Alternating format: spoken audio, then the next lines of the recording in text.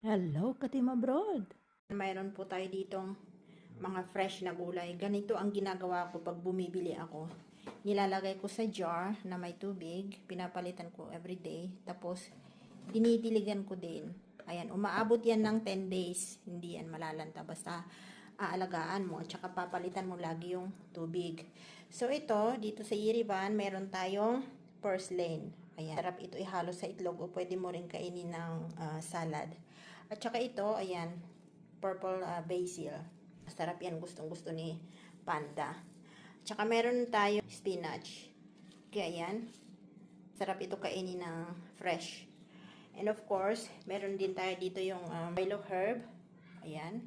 Ilalagay ko sa mainit na tubig, tapos tea. Ganda ito sa tea. Hindi mawawala ang Italian parsley. Ayan, maganda po yan. At saka ito yung Swiss chard. Purple yung kanyang stem. Yung stem niya, crunchy. And of course, hindi nawawala yung Romaine lettuce. So, ito ang aking munting garden. Ayan, fresh.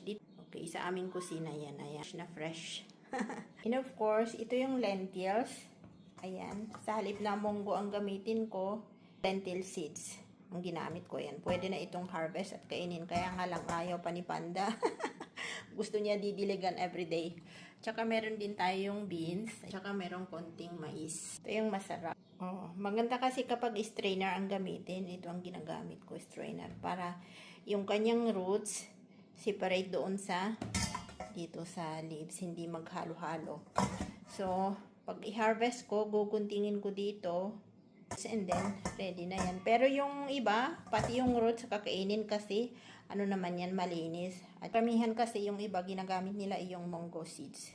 So, ayan mga Katima Abroad, yung mga mahilig sa gulay, ganito po ang gawin natin. Thank you! See you soon!